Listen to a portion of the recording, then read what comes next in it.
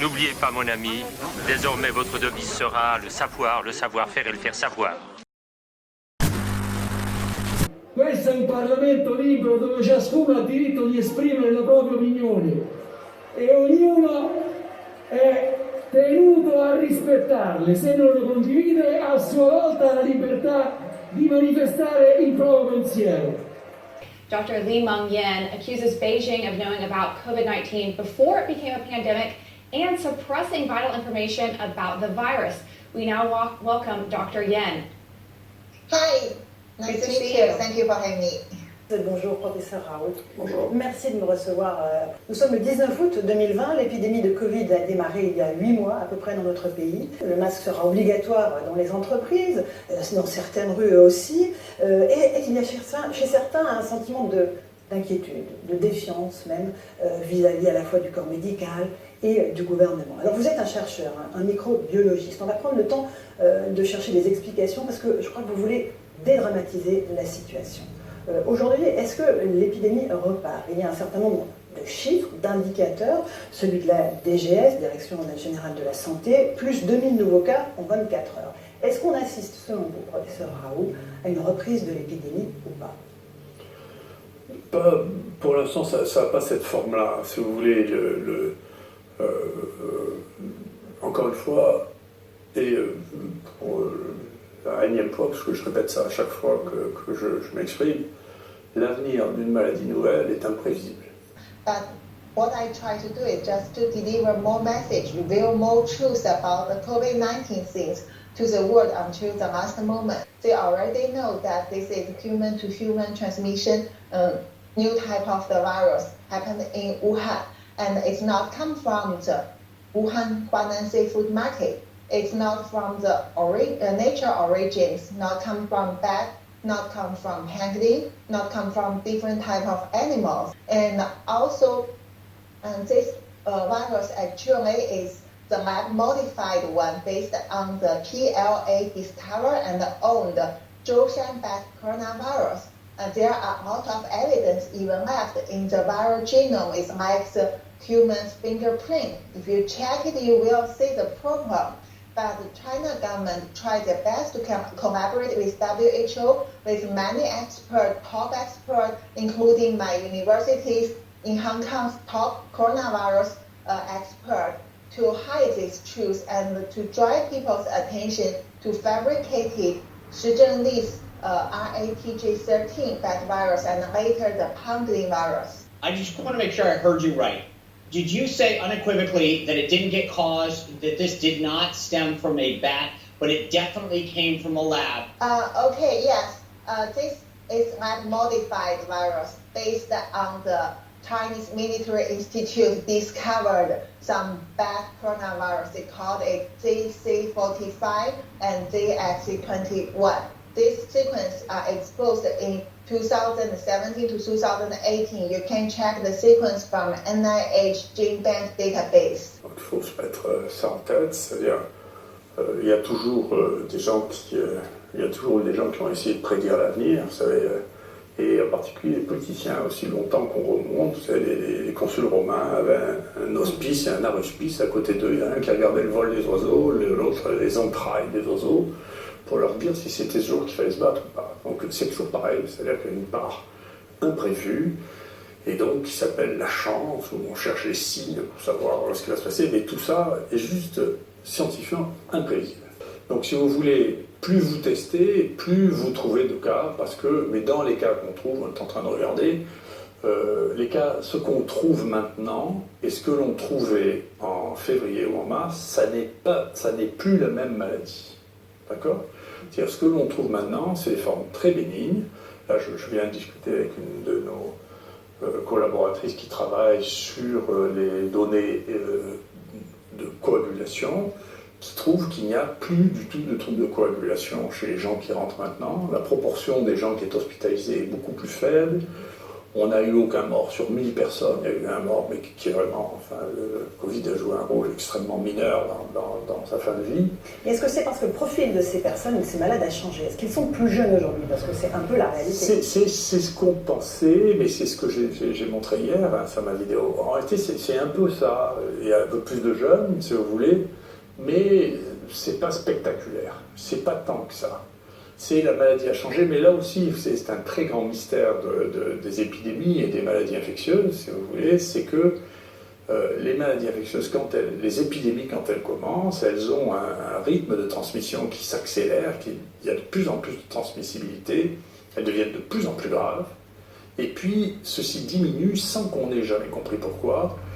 Certains pensent que c'est l'immunité de la population qui a changé, mais ça n'a toujours été qu'une hypothèse, mais les épidémies disparaissent toujours. Hein.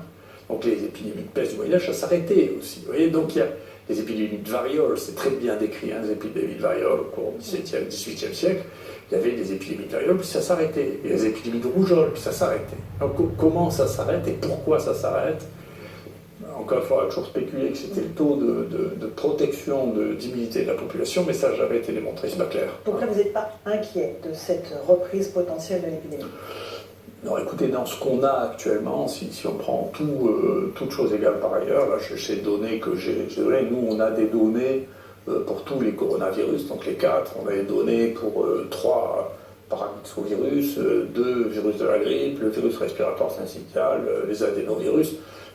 Cette maladie-là n'est pas plus mortelle que les autres. C'est les maladies virales respiratoires qui arrivent jusqu'à l'hôpital. Leur mortalité est de 0 à 1%. Là, on est très très loin de 1%. On est beaucoup plus bas que ça. Moi, je crois qu'il va falloir se mettre à l'idée que c'est rentré dans le paysage. Ça disparaîtra ou ça disparaîtra pas. Mais encore une fois, la prévision de ça, il faut voir les astrologues pour ça. Mais globalement, moi, je ne sais pas pourquoi il y a des années où il y a de la grippe A, des années il n'y en a pas, des années il y a de la grippe B, des années il n'y en a pas. Pourtant, Dieu sait que la grippe, on la connaît, on la saurait. Pourquoi il y a des années où il y a 0 grippe A ou 0 grippe B, et puis l'année d'après, il y en a plein? C'est incompréhensible. En 2017, la grippe a tué plus que le Covid a tué cette année. En 2017, la grippe a tué plus que le Covid a tué cette année. En 2017, la grippe a tué plus que le Covid a tué cette année. Le confinement. Quid du confinement? Est-ce qu'il a fait la preuve de son efficacité selon vous? Alors, il y a deux choses. À titre individuel, non, on a montré l'inverse. Voilà, à titre individuel, il y a 2 énormes études qui ont été faites, une en Espagne, une en Italie, qui sont bien faites, moi j'ai voulu la faire, mais malheureusement, c'était une chasse gardée de l'INSERM, donc je n'ai pas pu la faire, pour comparer les gens qui étaient, mais j'ai des données quand même, comparer les gens qui avaient été confinés à ceux qui n'ont pas été confinés, pour voir si ceux qui étaient confinés étaient moins positifs que ceux qui n'étaient pas confinés. Et c'est l'inverse qu'on voit. Voilà. C'est-à-dire que les gens qui sont restés confinés étaient plus contaminés que ceux qui sont allés travailler. Ouais. Et nous, on a des données chez nous, ici, le personnel de soins, on a des taux qui sont plus bas que la moyenne française, hein, 3,5%, parce qu'ils ont les gestes, ils ont l'habitude, et donc alors que je pense que la concentration en Covid-19 a été plus importante dans cette IHU que n'importe où ailleurs, vous verrez, vous ne l'attraperez pas, faites attention de vous passer les balles à l'alcool. Mais est-ce que ça a au moins servi pour ne pas engorger les hôpitaux, le confinement? C'était le but quand même. Oui, écoutez, je trouve, si tout ça, les questions que vous posez ne sont pas inintéressantes, mais elles sont datées. Vous voyez, là, les hôpitaux ont un problème financier terrible, c'est qu'ils ont été vides, les hôpitaux. C'est ça le problème. Alors d'abord, les hôpitaux ont été vides, ensuite, on a... moi, je le sais à Marseille. En dehors des salles de réa, donc. Hein. Ou en dehors des salles de réa, ils ont été vides, à la fin, on a... Et puis, je ne sais pas quelles vont être les conséquences de ça, il y a des opérations qui ont été retardées, qui n'ont pas été faites, on va voir, il y a des cancers qui n'ont pas été détectés quand même. Tout ça a arrêté le flux normal, y compris de la prévention, de la thérapeutique, et d'autre part, il y a eu des zones dans lesquelles, si vous voulez, cette bivalence privée-publique a posé des problèmes, c'est-à-dire qu'on ne s'est pas servi du privé parce que c'est le public qui organisait tout. Et donc, au moment où il y avait des problèmes de réa considérables, dans l'Est, je le sais parce que je connais des gens qui sont là-bas, on n'a pas utilisé à un moment les réanimations privées et les réanimations publiques étaient pleines. La question c'est, est-ce qu'il est prouvé scientifiquement que le masque protège absolument du Covid-19? La chose qui est démontrée scientifiquement, c'est que le masque protège les gens dans le domaine du soin. Voilà. C'est-à-dire quand vous soignez quelqu'un, bien entendu, vous avez des contacts très proches. Quand vous auscultez quelqu'un, que vous mettez votre stéthoscope sur la poitrine de quelqu'un et vous soufflez dessus, là, moi, il y a un travail que j'ai révisé récemment où les gens regardaient quand on fait une trachéotomie, le risque de transmission auto-trachéotomique est assez important. Hein, donc il faut là, toute la pièce qui soit protégée. Ça, c'est assez clair. Pour le reste, rien n'est clair, rien n'a été démontré sur le plan de la transmission virale. Après, c'est une situation sur laquelle il y a une certaine complexité à répondre parce que le masque ne joue pas qu'un rôle physique de protection par voie respiratoire. Il joue un rôle de signal il y a une maladie contagieuse qui circule. Et donc ça, c'est de la science de type sciences humaines et sociales. Psychologique. Oui, c'est de la science humaine et sociale. C'est une autre science que la science virologique, mais c'est une science qui existe aussi. Moi, depuis le début de la maladie, et dans ce que j'ai écrit avant même que la maladie arrive ici, j'ai dit dans toutes ces choses que j'ai vues depuis si longtemps. Donc moi, la première épidémie que j'ai vue, c'est le sida. Ce dont j'ai peur, c'est de la peur. Donc la peur fait des comportements extraordinairement dangereux. Et donc, si les masques peuvent rassurer, c'est une chose, mais je suis inquiet qu'on fasse une fixation trop importante dessus, parce que maintenant, c'est les gens qui veulent vouloir faire la loi. Vous savez, il y a toujours un dictateur rentré dans beaucoup de gens, hein, qui voudrait imposer, faire, moi j'ai vu ça, j'étais sidéré, le marché, quelqu'un qui engueulait tout le monde, n'avait pas de masque, il risque d'y avoir des tensions, des bagarres, tout ça.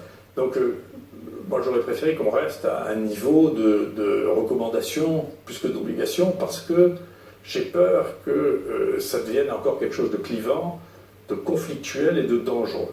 Et donc, je trouve qu'on a une société d'une immense fragilité qui surréagit à la moindre peur sans que ce soit justifié dans 90% des cas. Ici, honnêtement, il n'y a pas plus de morts cette année que ce qu'il y en a eu en 2017, en 2018, 2019 et moins qu'en 2017. Donc c'est quand même pas la peine de mettre le feu au vieux port.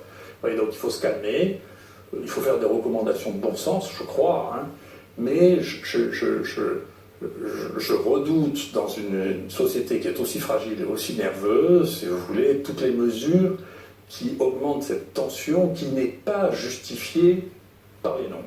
C'est justifié ce qui se passe, et l'analyse que l'on fait, et qui est peut-être, je sais que c'est peut-être de la peine à mes amis qui vivent en Ile-de-France ou qui vivent à Paris, c'est que plus on s'affole, moins on soigne bien les gens.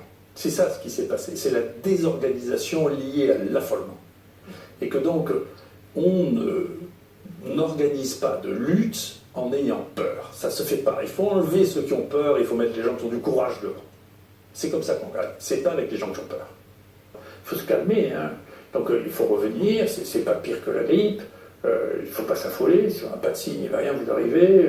Les jeunes, je ne sais pas ce qu'il faut faire pour tuer les jeunes, enfin, il faut faire vraiment un truc exceptionnel. Donc il faut se calmer, il ne faut pas se disputer parce qu'il y en a un qui n'a pas de masque, il ne faut pas commencer à se battre parce que on va bientôt avoir des meurtres. Parce que les gens ont il faut se calmer, faut se calmer, c'est une maladie virale comme une autre actuellement. En plus, encore une fois, qu'est-ce que vous voulez de plus? Nous, les 1000 derniers cas, aujourd'hui on a encore un peu plus qu'hier, donc on a 1100, donc 1000 premiers cas, écoutez, il n'y a pas un mort inattendu là-dedans, quoi. Et nous, encore une fois, à Marseille, il n'y a pas plus de morts cette année que donc si on fait les choses correctement, il n'y a pas de drame, il ne se passe pas, c'est quelque chose de nouveau, c'est quelque chose de nouveau, et quelque chose d'ancien qui disparaîtra, ça va. Le plus important peut-être, c'est rappeler que c'est les mains aussi, les gels hydroalcooliques sur les mains. Bien sûr, on sait ça, on sait que c'est vrai. Ça, on sait que c'est vrai. Moi, j'avais été le receveur du premier article qui avait été fait par Grab en Pakistan, où vous avez découvert par hasard que ça protégeait des infections respiratoires en testant la protection contre les infections digestives. Il s'est rendu compte que ça protégeait autant les infections respiratoires que digestives. Moi, j'ai fait la même étude qui est publiée actuellement dans 2 villages au Sénégal, où on a implanté le savon régulièrement avec le lavage. On a donné les savons, etc. On a une diminution spectaculaire des fièvres et des pneumopathies, spectaculaire. Donc le lavage des mains, le passage de l'eau alcoolisée, et l'OMS avait recommandé une formation hydroalcoolique dans laquelle il fallait qu'il y ait la glycine, de l'eau oxygénée, et puis je sais pas quoi. C'est l'alcool à 70 degrés qui tue les bestioles. Donc il faut avoir de l'alcool à 70 degrés, dénaturé pour pas que les gens le boivent, pour que c'est mauvais goût. Voilà. Vous allez comprendre qu'en réalité, c'est pas possible que ça passe par voie respiratoire. Ça passe par les mains.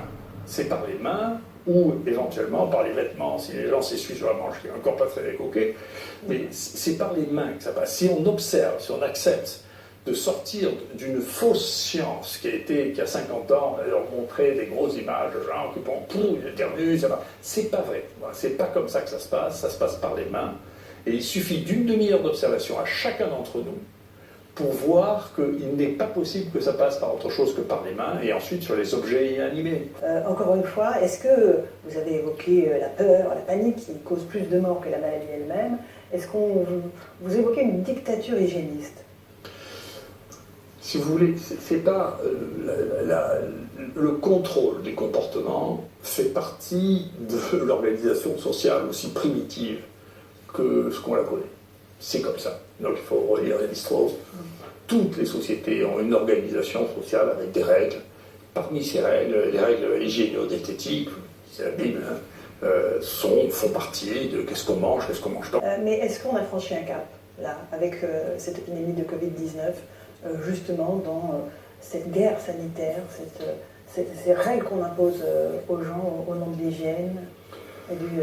Je sais pas, je redoute chez les hygiénistes, je redoute le goût du pouvoir de contrôler les autres, c'est un pouvoir, je redoute ça.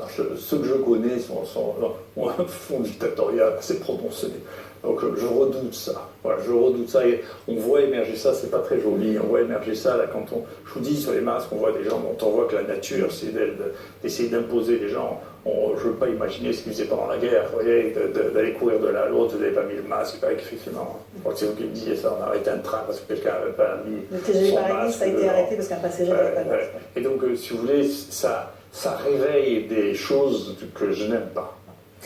Les masques, on vient d'en parler. De très nombreux clichés postés sur les réseaux sociaux témoignent d'une pollution d'un nouveau genre. Des masques usagés jetés par terre, sur le trottoir ou dans la nature. Face à cette nouvelle forme de pollution, de plus en plus d'ONG tirent la sonnette d'alarme. Non, les masques jetables ne sont pas recyclables. Ils sont faits en polypropylène, un dérivé du pétrole qui est utilisé précisément pour sa résistance au temps, au choc et aux températures. Ces éléments ne sont pas du tout biodégradables et ne se recyclent pas ou peu. Généralement, les objets faits en cette matière mettent 450 à 500 ans pour se dégrader. Les masques chirurgicaux usagés sont devenus les nouveaux mégots de cigarettes. Ils jonchent les trottoirs et se retrouvent vite dans les caniveaux. Problème, qui dit caniveau dit égout, puis rivière et enfin océan. C'est là que finissent les masques. Cela pose deux problèmes majeurs. Comme pour les sacs plastiques, les espèces marines vont confondre les masques avec leurs proies. Elles vont les ingérer puis, la plupart du temps, en mourir. Les matières plastiques, et notamment celles utilisées dans la fabrication des masques, sont de véritables éponges à produits chimiques qui se diffusent lentement dans le milieu marin. Un masque chirurgical a une dimension moyenne de 10 cm sur 17 cm. Rien qu'en France, les besoins en masques sont estimés à 24 millions par jour, ce qui représente une surface de plus de 3000 km². L'ONG Zero Waste déplore une situation où l'impératif sanitaire est en opposition à la préoccupation environnementale.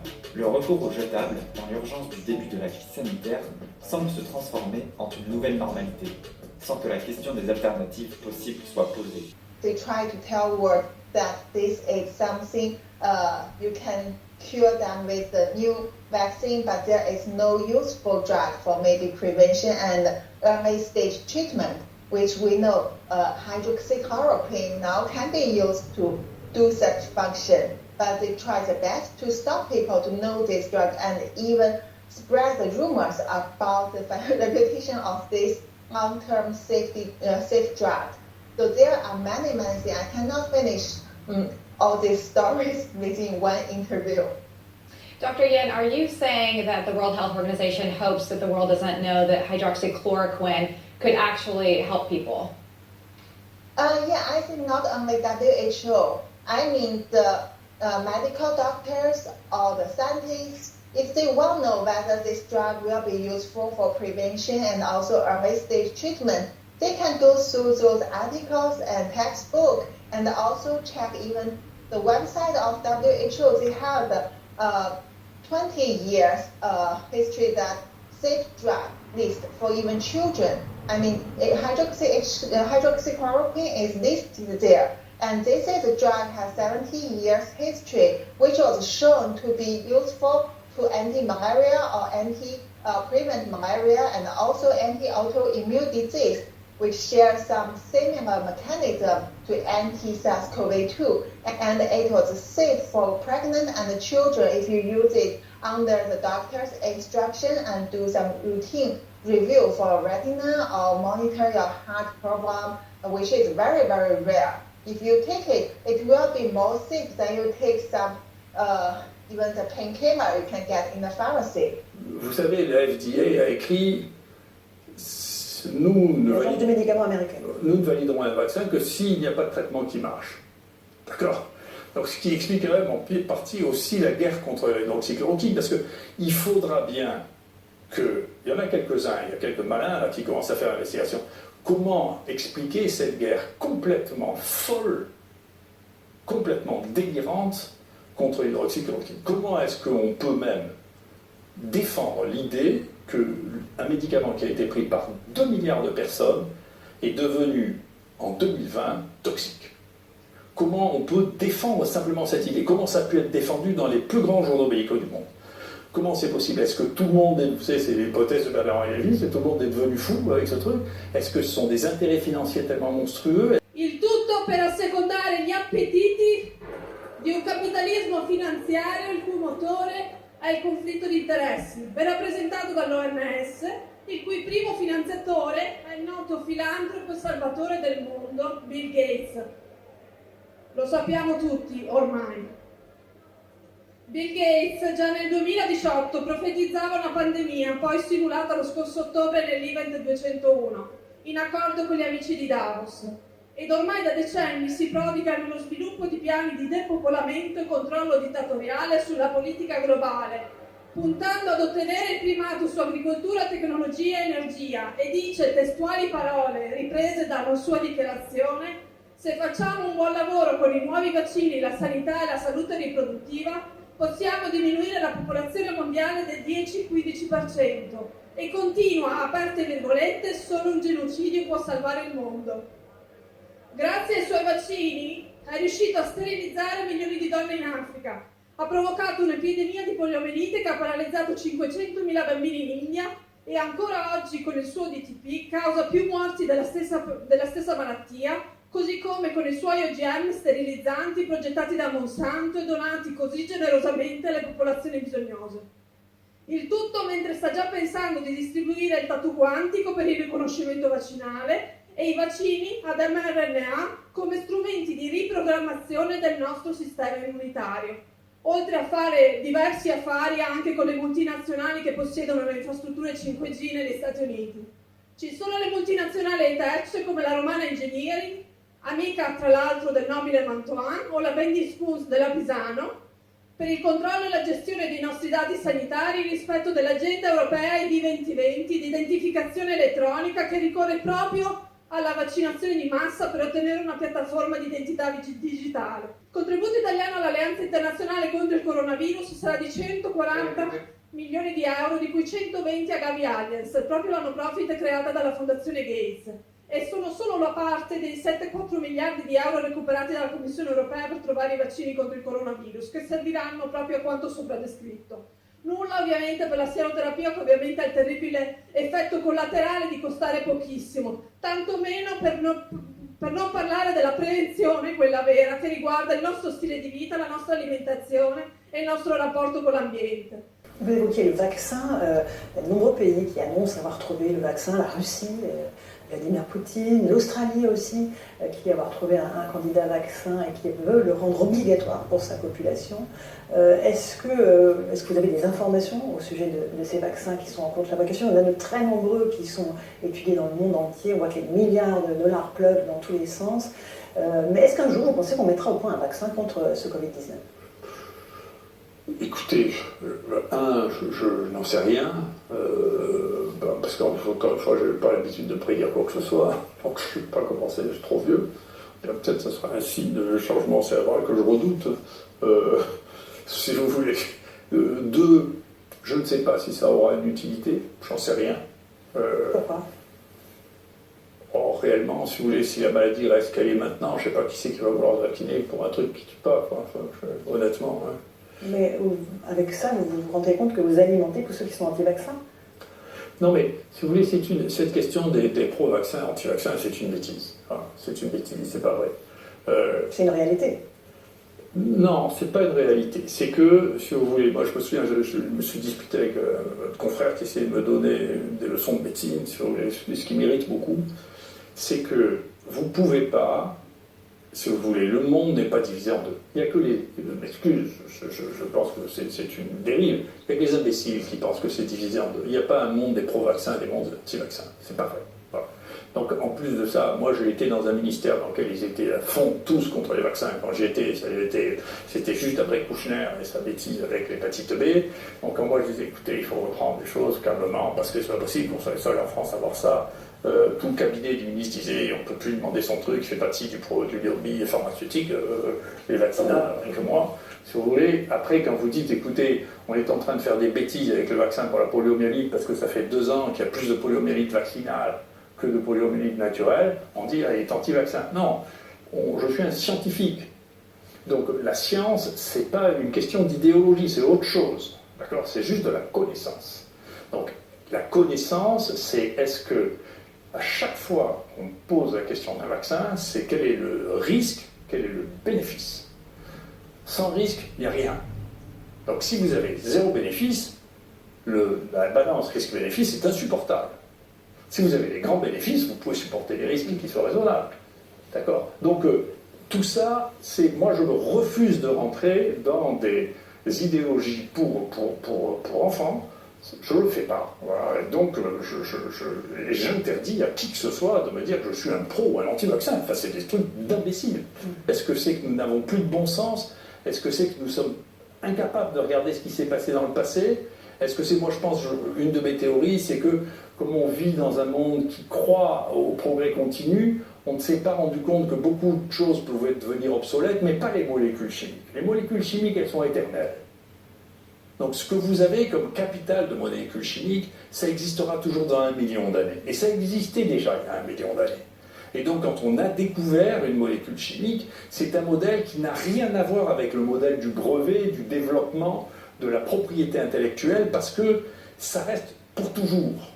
Donc, et ça, nous n'avons pas ça dans nos modèles de développement économique, nous ne savons pas le faire. Et donc tout le recyclage, moi ça fait 30 ans que ça dure, tout le recyclage des molécules qui ne sont plus rentables est un problème phénoménal. Sur les vaccins, encore une fois, vous n'êtes pas anti-vaccin, vous dites même qu'on a d'abord découvert assez peu de nouveaux vaccins depuis les 20 dernières années, et qu'il y en a qui sont à disposition qu'on n'utilise pas assez, varicelle, gastro-entérite. Exactement, bien sûr. Attendez, moi j'estime, tout le monde n'en a pas la capacité, mais on a le droit d'être intelligent. D'accord ? Moi je ne veux pas qu'on m'oblige à être un imbécile, je refuse. Voilà. Je refuse, je fais partie d'aucun clan, je fais partie d'aucun groupe, je fais de la science qui m'intéressait, la connaissance. Si la connaissance, des connaissances nouvelles m'amène à changer d'avis, je change d'avis sans le moindre remords, indifférent. Je sais bien que la science est fille du temps, c'est Brecht qui dit ça, c'est dans Galilée.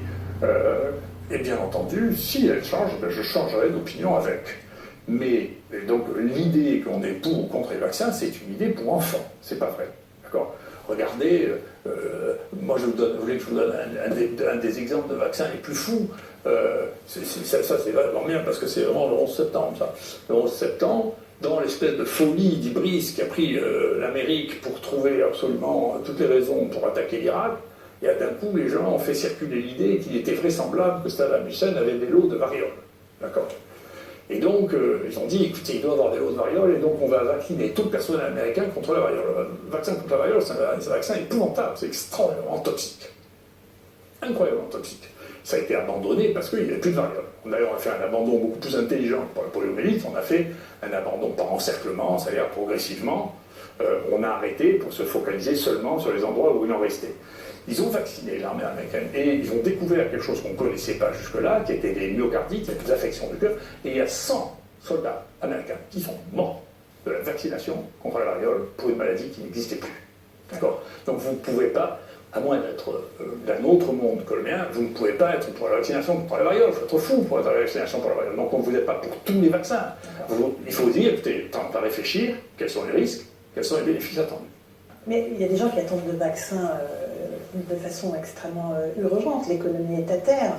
On sait que voilà, la vaccination est un des espoirs. Non, mais que vous ayez espoir sur ça, moi je ne veux pas vous enlever les espoirs. Il y a des gens qui ont toute nature d'espoir. Il vero obiettivo di tutto questo è il controllo totale, il dominio assoluto sugli esseri umani ridotti a cavie e schiavi, violando le sovranità e il libero arbitrio.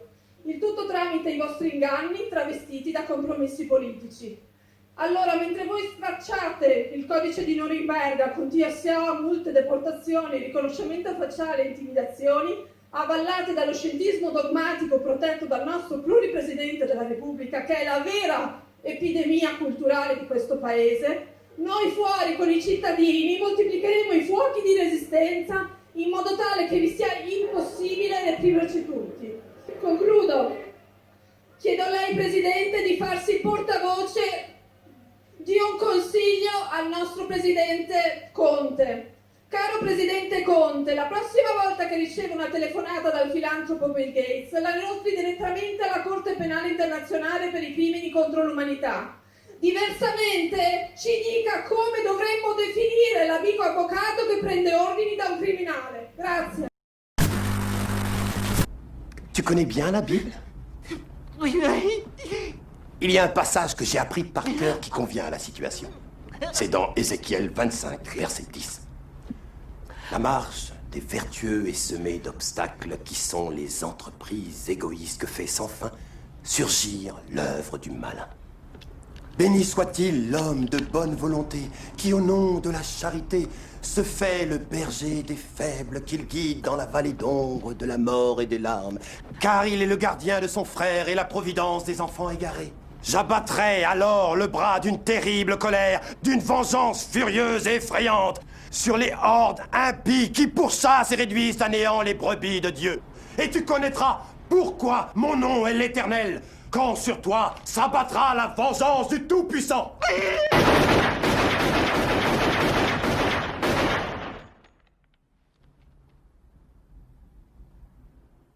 N'oubliez pas, mon ami, désormais votre devise sera le savoir-faire et le faire savoir.